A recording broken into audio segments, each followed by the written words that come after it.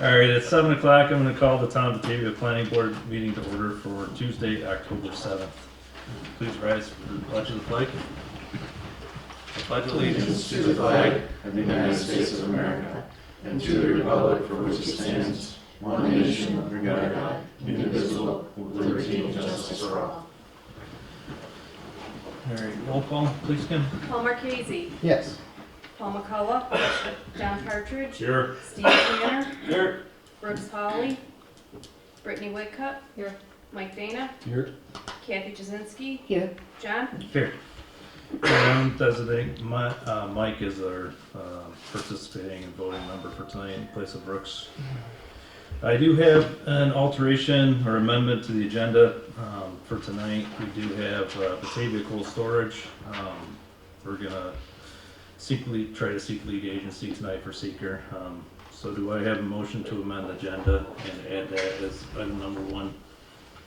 So moved. Motion by Mike, second by Paul. Roll call, Kim? Mike.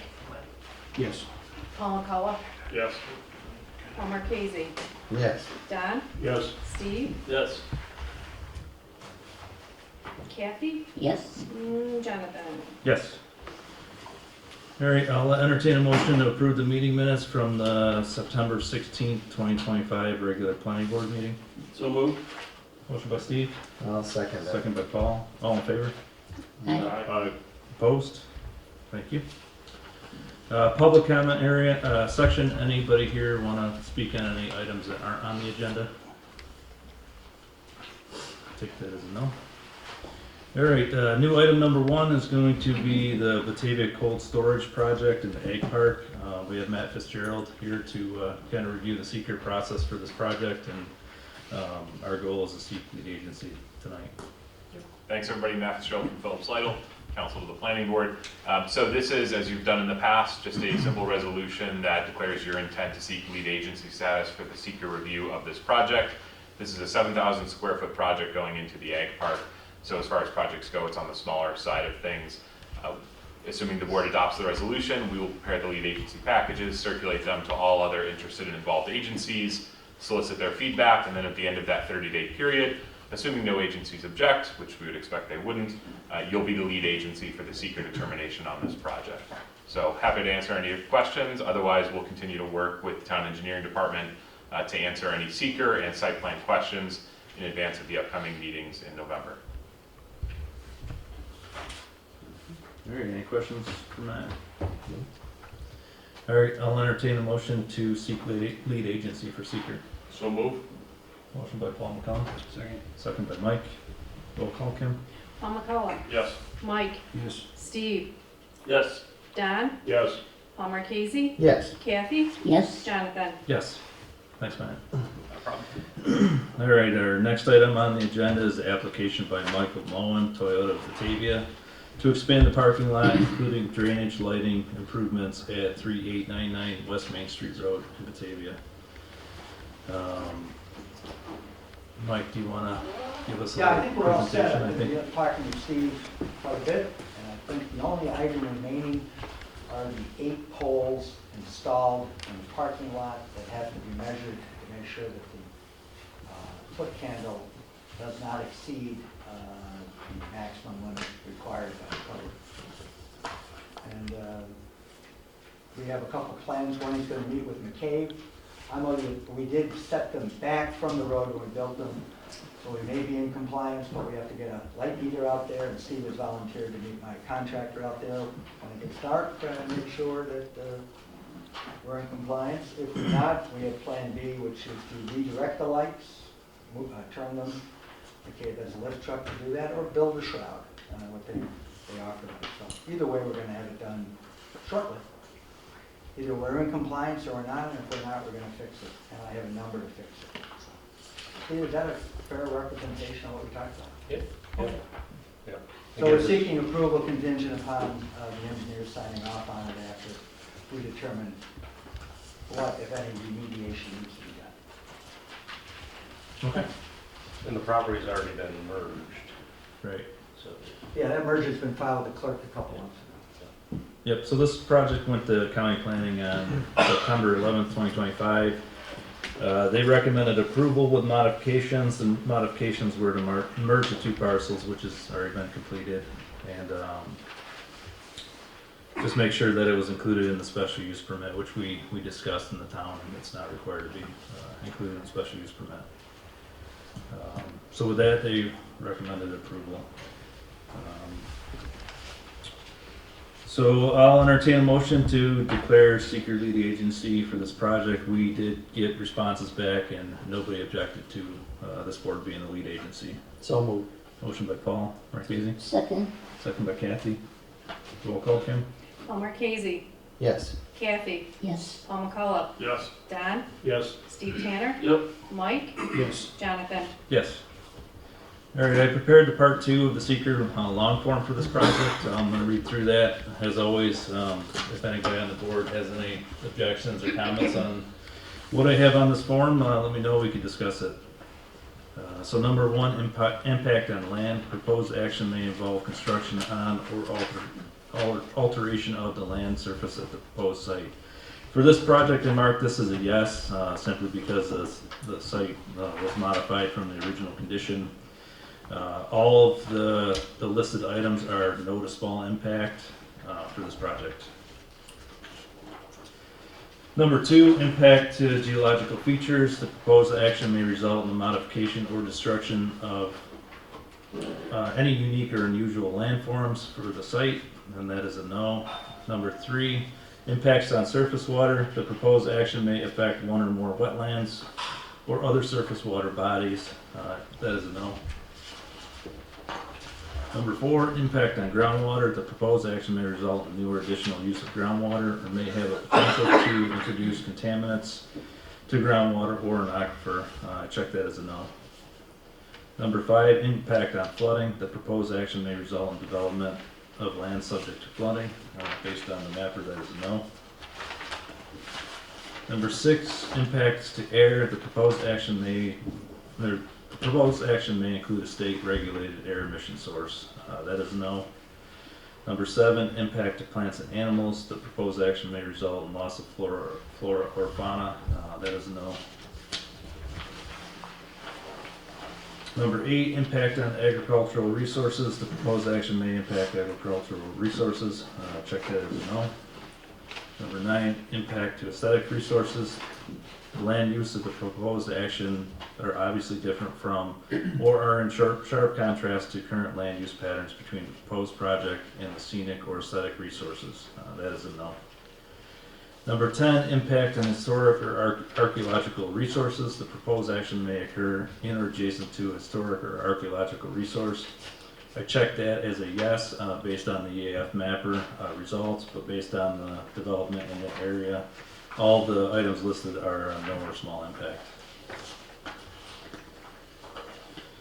Number 11, impact on open space and resources. The proposed action may result in a loss of recreational opportunities or reduction in open space resources as designated in the adopted municipal open space plan. That is a no.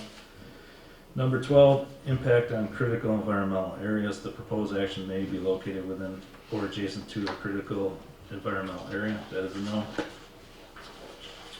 Number 13, impact on transportation. The proposed action may result in a change in existing transportation. That's a no. Number 14, impact on energy. The proposed action may cause an increase in the use of any form of energy. It's a parking lot, so that's a no. The lighting is pretty minor. Number 15, impact on noise, odor, and light. The proposed action may result in an increase in noise, odor, or outdoor lighting. I checked that as a yes just because of the lighting situation now. It can be mitigated and will be mitigated prior to acceptance. So all the items listed under that are no to small impact. Number 16, impact on human health. The proposed action may have an impact on human health from exposure to new or existing sources of contaminants, and that is a no. Number 17, consistency with community plans. The proposed action is not consistent with adapted land use plans. That's a no. And number 18, consistency with community character. Proposed action is inconsistent with the existing community character, and that is a no. So based on the results of the seeker Part 2 form, I move that we approve the seeker and declare it a negative declaration. Second. Second by Don. Roll call, Kim? John, Yes. Yes. Don, Yes. Paul McCullough, Yes. Paul Marquesi, Yes. Kathy, Yes. Steve, Yes. Mike. Yes. All right, thank you. Site plan review for this project, I know we've been reviewing it, I sent all the information that the engineer sent us. Any questions on the project from the board? If there aren't any, Make a motion to accept the site plan contingent upon final engineer approval. all right, motion by Steve, Second. second by Mike. Roll call, Kim? Steve, Yes. Mike, Yes. Don, Yes. Paul McCullough, Yes. Paul Marquesi, Yes. Kathy, Yes. and Jonathan. Yes. All right. All right, you're all set. Thank you. Just work with the building and zoning guys and engineers just to make sure the lighting Oh, yeah. is squared away and it should be good. All right, the second item on our agenda is application by Matthew Geissler, L&M Specialty Fabrication LLC, to construct a 60 by 120 storage building adjacent to the existing building at 4868 East Saile Drive, Batavia. Who do we have tonight for the project, Matt? I'm Matt, and this is Lee, for the L&M and L&M. Yep, so we're just here for, make sure we were working since the last one with Tom at the town and our two engineers to get everything required to kind of get moving forward on this project with the stormwater, any engineering modifications that need to be made, so hopefully they got all that stuff over to you guys to make any comments or stuff like that. Yep, I did send the board the updated site plan and building plans that you provided. I know Steve and his group received the SWIP, so again, we'll entertain a motion tonight for site plan approval contingent on final engineering approval for this project. Yep. So move. Yeah. Not yet, Don. Not ready to go. Yeah. All right, so I did receive responses back from all the interested agencies. Nobody opposed to us being a lead agency for this project for seeker, so I'll entertain a motion to declare ourselves lead agency. So moved. Motion by Steve. Second by Steve, or Mike. All in favor? Or, sorry, I'm all messed up now. All right, roll call, please. Steve, Yes. Mike, Yes. Don, Yes. Paul McCullough, Abstain. Paul Marquesi, Yes. Kathy, Yes. John. Yes. All right, I've asked Paul to go through the part 2 of the full EAF form. Okay, so part 2 of the full environmental assessment form.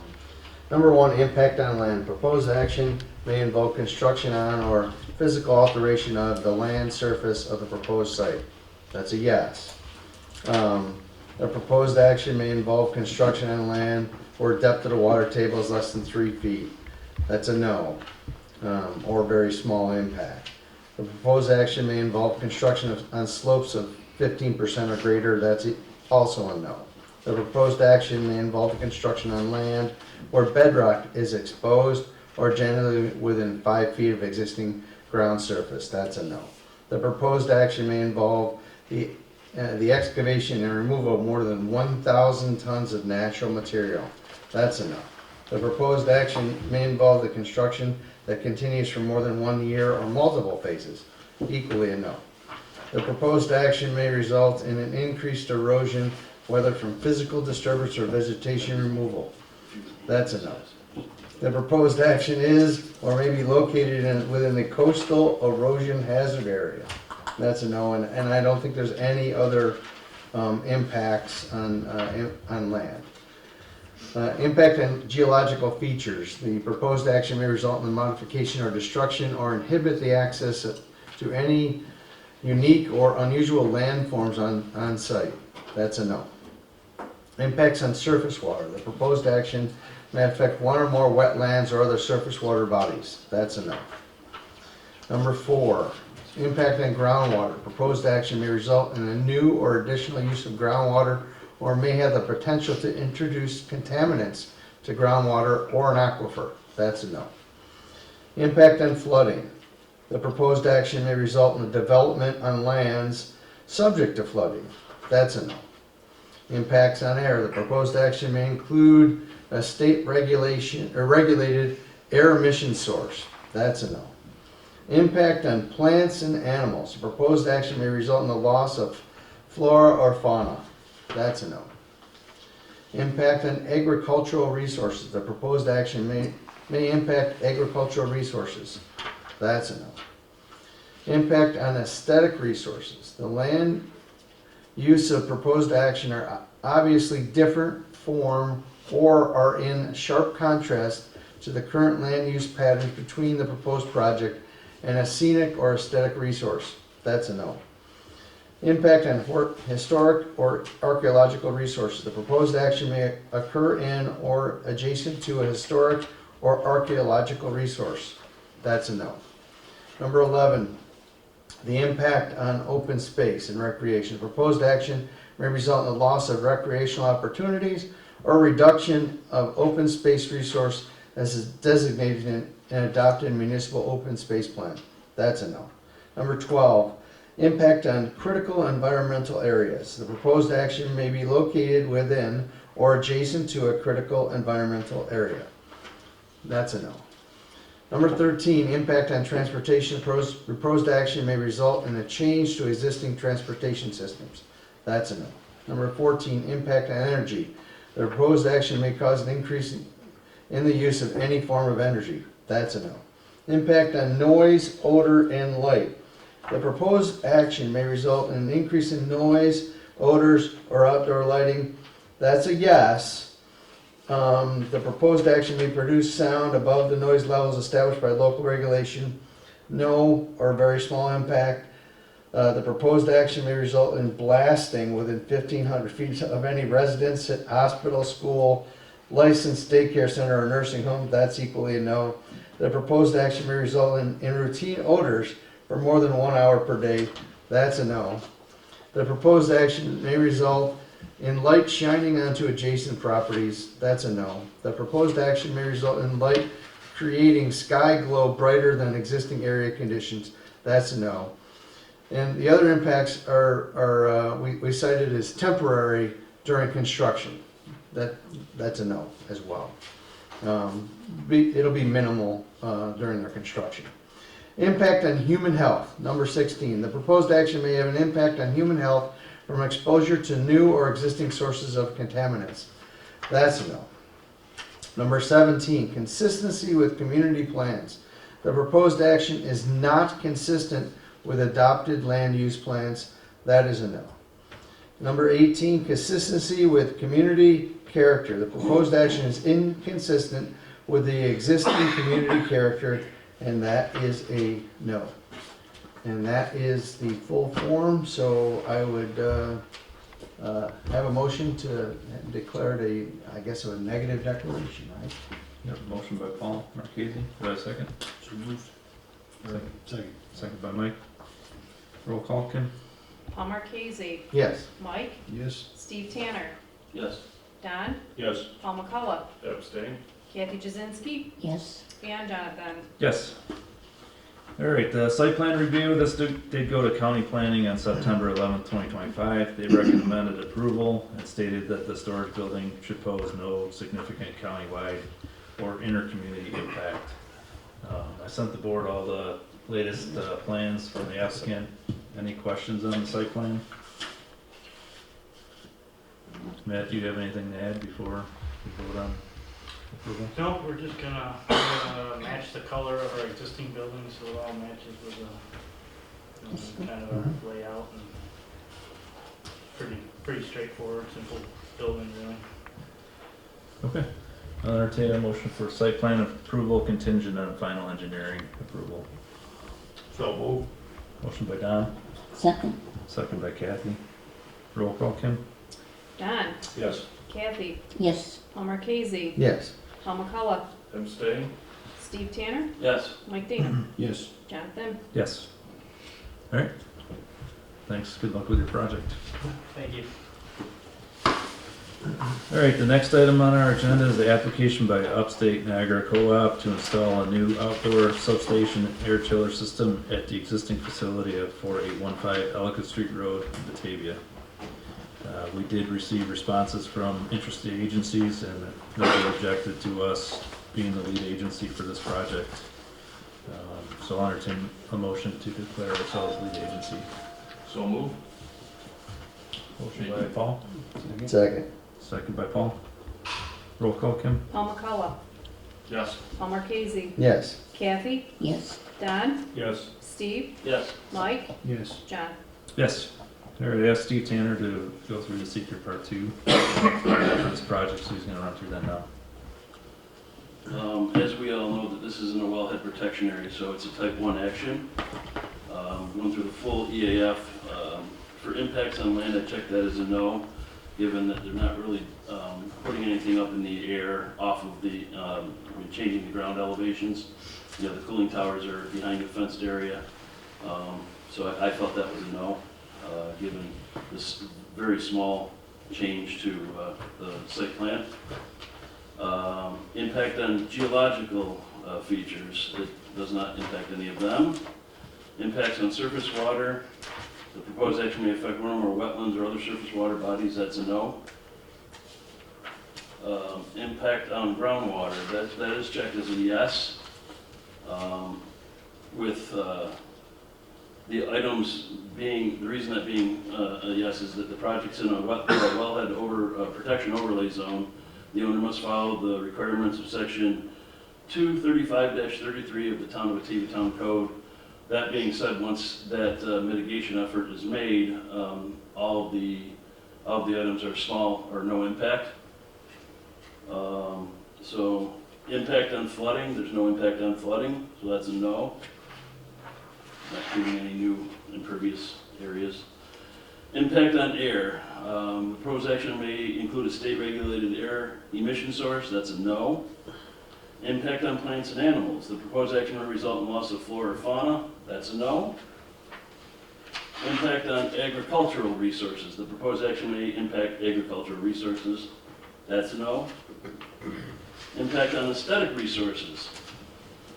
The land use of the proposed actions are obviously different from or in sharp contrast to the current land use patterns between the proposed project and a scenic or aesthetic resource, that's a no.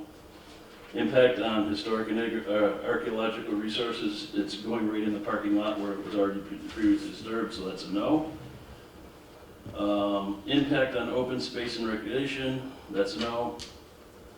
Impact on critical environmental areas, I checked that as a yes for the similar reason is that we have the wellhead protection overlay district there, and that the owner must follow section 235-33 of the Town of Batavia Town Code during construction. As long as that is done, then that's a no or small to moderate or a small impact to the project. Impact on transportation, the proposed action may result in change in existing transportation systems, that's a no. Impact on energy, I originally checked this no, and I made it a change tonight because after reading through part 1, they're using a substantial amount of energy that requires an upgrade to a substation based on what they're telling us. They're going to make that upgrade to the substation, so in doing that, they're mitigating the impact on energy. So I marked that as a yes, with the impact being is that it requires upgrades to a substation, and that they're going to make sure that those upgrades are taken care of. Impact on noise, odor, and light. The proposed action may result in an increase in noise, odors, or outdoor lighting. That's a no. Impact on human health. The proposed action may have an impact on human health from exposure to new or existing sources of contaminants. That's a no. And let's see, we get 2 more. Consistency with community plans. The proposed action is not consistent with adopted land use plans. That's a no. Consistency with community character. The proposed action is inconsistent with the existing community character. That is a no. So that being said, given that they can mitigate the wetland protection issues by following the town code and our overlay protection area code. And given that they're upgrading the substation, I would suggest this, we would issue a negative declaration for this project. Do I have a second? Second. Second by Paul. Roll call, Kim? Steve, Yes. Paul McCullough, Yes. Paul Marquesi, Yes. Kathy, Yes. Don, Yes. Mike, Yes. John. Yes. All right, who do we have tonight to give us a brief presentation on the project? We reviewed the plans, I sent the board everything you guys submitted, along with the engineering comments. Yeah, so my name's Travis Greska. I'm from Scheid Architectural, representing UNC Dairy. Our office did prepare all the plans, and we responded to the 3 different letters from the engineering department, from the town engineer. So I think everybody's pretty familiar with the project. We're just here to represent the project and answer any questions the board may have. Thank you. Does anybody have any questions on this project? Seems pretty straightforward. I know we did have some concerns with the coolant that was in the system, but it seems like it's, you know, food grade coolant, so it won't affect the wellhead protection district. And the noise levels, I believe, were comparable with the facility. You are putting a fence around the entire area, right? Yeah, we're putting a fence around it with privacy slats, which should help with noise mitigation. Okay. Steve, do you have any comments on this project? No, they've been addressing everything. I think the last thing was the catch basin and the existing storm pipes. We have just a few details, minor details to work out with them, but other than that, it's good. Okay. If there's no other questions, I'll entertain a motion for site plan approval contingent on final engineering approval. So moved. Motion by Paul, second by Mike. Roll call, Kim? Paul Marquesi, Yes. Mike, Yes. Kathy, Yes. Paul McCullough, Yes. Don, Yes. Steve, Yes. John. Yes. All right, you guys are all set. Work with Steve and his team to get the engineering comments addressed. Then you could work with the building and zoning department to get your permit issued. Thank you. All right, thank you. All right, zoning officer report. I don't have anything additional to report. I met with those guys last week, and they didn't really have much to report on for next meeting. Chairman report. Again, I think everybody's taking advantage of the training, so continue to do so. I did ask for an updated spreadsheet on everybody's hours, so as soon as I get that, I will email everybody their hours that they have. Okay, thank you, Kim. All right, with that, I'll entertain a motion to adjourn. So moved. Motion by Steve, second by Mike. All in favor? Aye. Opposed? Thank you. Yes, ma'am.